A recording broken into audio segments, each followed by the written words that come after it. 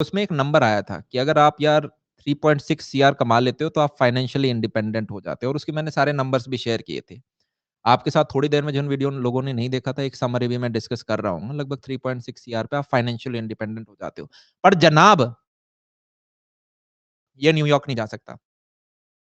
ये आपका वो पैकेज था कि एज्यूमिंग कि आज के एक जो फ्रेश इंजीनियर है, उसे 1.5 लाख का पैकेज मिलता है यार, मैक्स जिसकी हम बात करें। माइक्रोसॉफ्ट में 1.25 लाख है, ठीक है? चलो बोनस-वोनस सारा मिला के आप बोल सकते हो 1.5 पौने 2 लाख।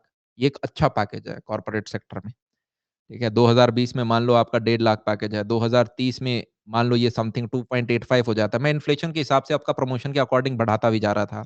ऐसे करते-करते मैंने 2050 तक आपका पैकेज 10 लाख तक कर दिया था, अगर आपने वो वीडियो ध्यान से देखा हो। ये सारे के सारे आपके खर्चे निकल सकते हैं अगर आपने 25 साल की उम्र तक मान लो 3.6 सीआर कमा लिए होते। क्या ऐसा मैं कुछ कह सकता हूँ? मुझे आज लगता है मैंने उस वीडियो में गलत बोला है। मुझे आज लगता है कि मैंने उस वीडियो में गलत बोला है, क्योंकि मैंने शायद सर्वाइवल को मान लिया था। भैया आप बोलोगे 1.5 लाख में सर्वाइवल थोड़ी ना होता है। मैंने कहा एक छोटा-सा एग्ज़ाम्पल लें?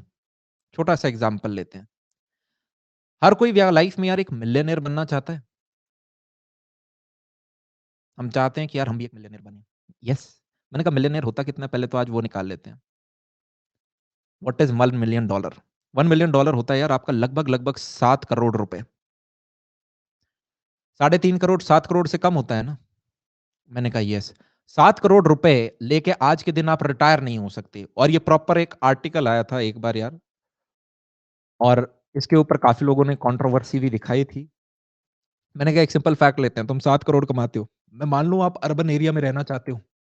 अर्बन एरिया में आज के दिन अगर सॉरी, आप एक अच्छा फ्लैट लेते हो, उसकी प्राइसिंग 2 से 3 सीआर है। क्या ये चीज़ मैं गलत तो नहीं कह रहा?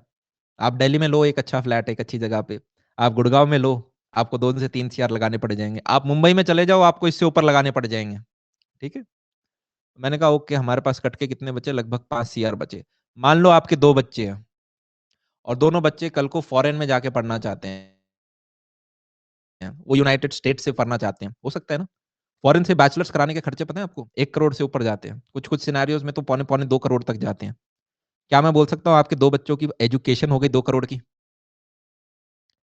मुझे बताओ आप किसी भी टाइप के स्कूल में पढ़े होगे, एसी, नॉन एसी, पर क्या आपका एक है नहीं कि यार हमारे बच्चे हमारे से भी अच्छे स्कूल में पढ़ें, एक एसी स्कूल में जाएँ, एक ऐसे स्कूल में जाएँ जहाँ पे स्मार्ट बोर्ड वगैरह सारी चीज़ें लग रखी हों। शायद कुछ चाहते हो, कुछ कहते होंगे मैं तो सरकारी में एडमिशन, उनको छोड़ के आप चाहते हो कि यार आपसे बेहतर स्कूल में जाएँ, ठीक है?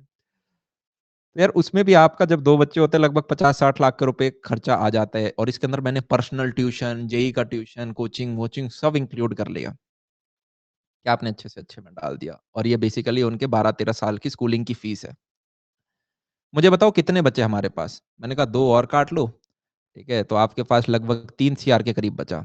ये 3 सीआर में यार कल को कुछ भी हो सकता है ना, आपको अपने बच्चों की शादी करानी है। शादी में तो सेलिब्रेशन आप करते हो, कितना खर्चा आ जाता है। मान लो और कोई मेडिकल इमरजेंसी आ गई, मान लो आपके ऊपर कोई केस हो गया, आपको वो केस लड़ना है, आप बोलोगे केस में कितना पैसा लगता है? जब लगते हैं तब पता चलेगा आपको। इस देश में बहुत एक हाइली अर्न्ड प्रोफेशन होता है यार, जो कि है लॉयर। कुछ ऐसे-ऐसे लॉयर भी होते हैं जो कि 1-1 घंटे के जो सेशन होता है, ठीक है? 1-1 जो अ, हाँ, लिसनिंग के आपके 4-4 5-5 लाख रुपए बस शक्ल दिखाने के लेते हैं। यस। तो मैंने कहा यार आज के दिन आप $1 मिलियन से भी फाइनेंशियली इंडिपेंडेंट नहीं हो सकते। अब मैंने कहा यार अब हम 5 लोगों की केस लेते हैं, और सबसे पहले एक ऐसे व्यक्ति का लेते हैं जो कि एक एमएनसी के अंदर काम कर रहा है, ठीक है? सबसे अच्छी कंपनी बताओ जो आपको लगती है? हम ऐसी कुछ ले लें? माइक्रोसॉफ्ट, एडोबी, आर्सेसियम, इन जैसी टाइप के ले लेते हैं, अमेज़न, यस।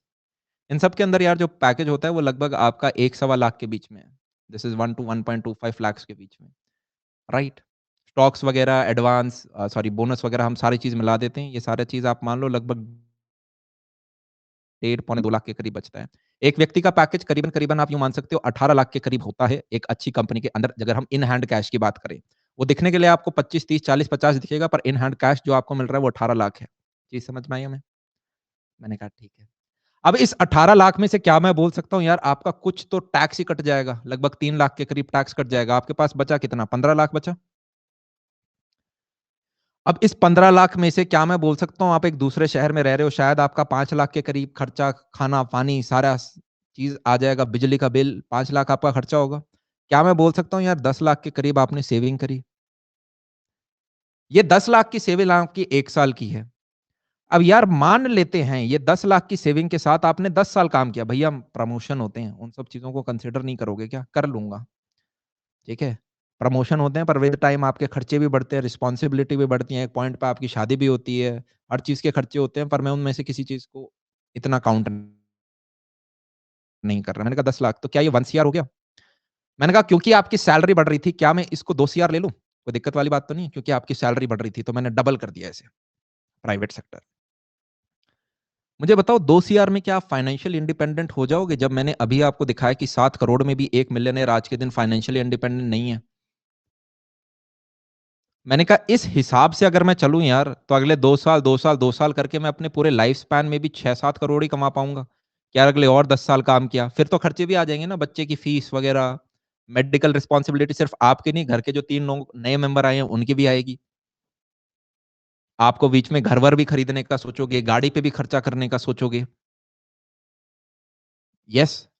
मैंने कहा ओके यार समझ में नहीं आ रहा करूँ क्या? ये अमाउंट 6 सीआर ले लिया, चलो और मैं फ्लक्चुएट करता हूँ, 8 सीआर ले लिया। क्या अभी भी आप फाइनेंशियली इंडिपेंडेंट हो?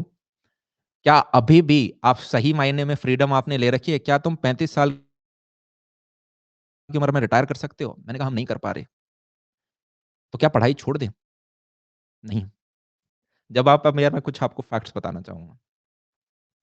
अगर आपके दिन आज के दिन आपका पैकेज 1 लाख के प्लस माइनस कुछ है, प्लस माइनस 20,000 आप इंडिया के टॉप 1% में हो, एज़ अ बिगिनर अगर आपका इतना है। तो सबसे पहले तो कांग्रेचुलेशंस। आज के दिन कितना पैसा कमाते हो यार? ₹0 कमाते हो? तो क्या मैं बोल सकता हूँ लाख एक अपग्रेड है?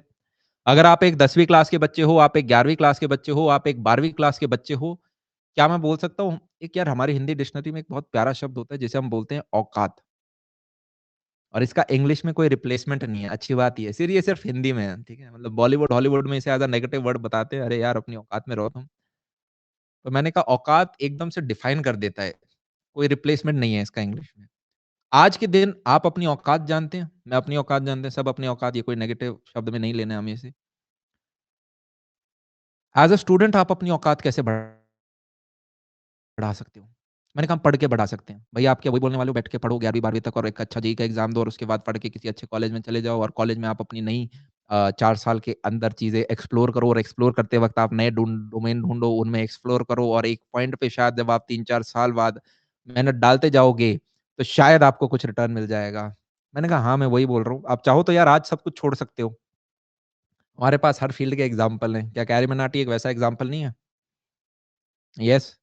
मान लो आज के दिन एक 8वीं क्लास का बच्चा रोस्टिंग चैनल खोल ले एंड वो सिमिलर कंटेंट देने लग जाए लगभग कैरी मिनाटी का। क्या सारे लोग एक्साइटेड नहीं होंगे कि यार एक 8वीं क्लास का बच्चा रोस्टिंग कैसे-कैसे करता है? क्या वो डोमेन खाली नहीं है? सब होंगे ना, "ओ भाई साहब देख यार ये 7वीं क्लास का बच्चा भाई साहब मज़े ले लिए इसने।" और वो एक अपने आप में डोमेन है। तो मैं यूँ नहीं कह रहा कि आप छोटी क्लास के दौरान वो चीज़ें स्टार्ट नहीं कर सकते, पर एक चीज़ ध्यान रखना फिर आपको चीज़ें सैक्रिफाइस करनी होती हैं। अजय नागर के केस में 12th में उनके कम नंबर आए थे, जितना मेरे को याद है। राइट? शायद I am not sure but fail हो गया था वो। पर आई गेस उसे आज फेल होने का गम भी नहीं है। तो उतना हमें ध्यान रखना है। मैं ये नहीं कह रहा कि आप 12वीं के बाद में ही शुरू करेंगे।